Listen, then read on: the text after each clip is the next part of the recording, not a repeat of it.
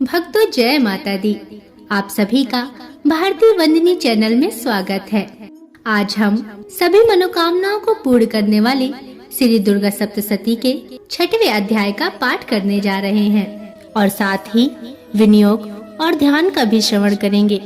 तो चलिए माता रानी के दर्शन करते हुए इस पवित्र पाठ का श्रवण करते हैं। मैं सर्वज्ञेश्वर भैरव के अंक में निवास करने वाली परमोत्कृष्ट पद्मावती देवी का चिंतन करती हूँ। वे नागराज के आसन पर बैठी हैं। नागों के फड़ों में सुशोभित होने वाली मड़ियों की विशाल माला से उनकी देहलता उद्भासित हो रही है। सूर्य के समान उनका तेज है। 3 नेत्र उनकी शोभा बढ़ा रहे हैं। वे हाथों में माला, कुंभ, कपाल और कमल लिए हुए हैं तथा उनके मस्तक में अर्धचंद्र का मुकुट सुशोभित हो रहा है। ऋषि कहते हैं, देवी का यह कथन सुनकर दूत को बड़ा अमरस हुआ और उसने दैत्यराज के पास जाकर सब समाचार विस्तार पूर्वक कह सुनाया। दूत के उस वचन को सुनकर दैत्यराज कुपित हो उठा और दैत्य सेनापति धूम्रलोचन से बोला, धूम्रलोचन, तुम शीघ्र अपनी सेना साथ लेकर जाओ और उस दुष्टा के केस पकड़कर घसीटते हुए उसे बलपूर्वक यहाँ लेकर आओ।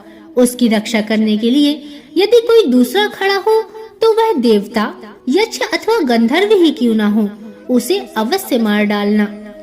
ऋषि कहते हैं, शुंभ की इस प्रकार आज्ञा देने पर धूम्रलोचन दैत्य 60,000 असुरों की सेना साथ लेकर वहां से तुरंत चल दिया। वहां पहुंचकर उसने हिमालय पर रहने वाली देवी को देखा और ललकार कर कहा, अरे तू शुंभ निशुंभ के पास चल। यदि इस समय प्रसन्नता पूर्वक मेरी स्वामी के समीप नहीं चलेगी तो मैं बल पूर्वक झोंटा पकड़कर तुझे घसीटते हुए ले चलूंगा। तब देवी बोली, तुम्हें दैत्यों के राजा ने भेजा है।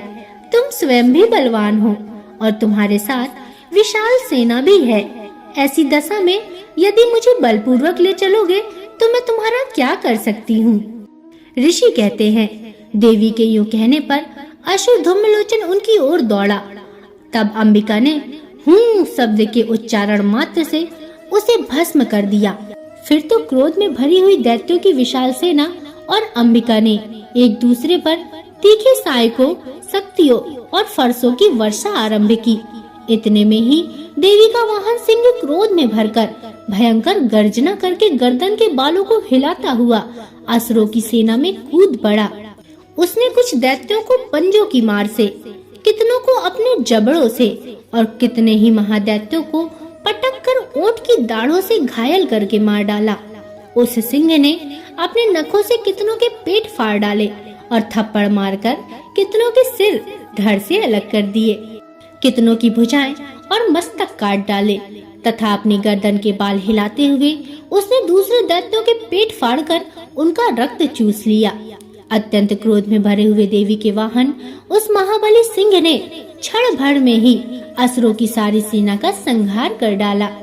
शुंभ ने जब सुना कि देवी ने धूम्रलोचन असुर को मार डाला तथा उसके सिंह ने सारी सेना का सफाया कर डाला, तब उस दैत्यराज को बड़ा क्रोध हुआ। उसका ऊंट कांपने लगा। उसने चंड और मुंड नामक 2 महादैत्यों को आज्ञा दी, हे चंड और हे मुंड, तुम लोग बहुत बड़ी सेना लेकर वहां जाओ।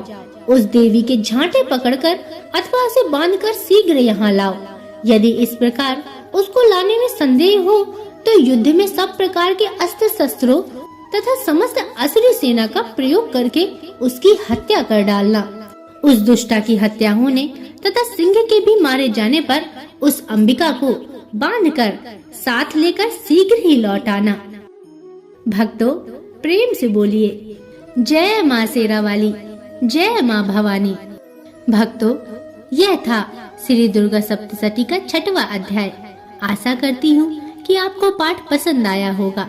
अगर इसमें कोई त्रुटियां हों तो मुझे क्षमा करें और 7वां अध्याय और आगे आने वाले पाठों को सुनने के लिए चैनल को सब्सक्राइब अवश्य कर ले और बगल में बनी हुई घंटी को जरूर दबा ले ताकि मैं आपके लिए ऐसे ही पवित्र पाठ और कथा कहानियाँ लाती रहूं।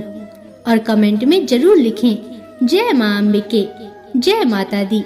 अब अगले वीडियो तक के लिए नमस्कार।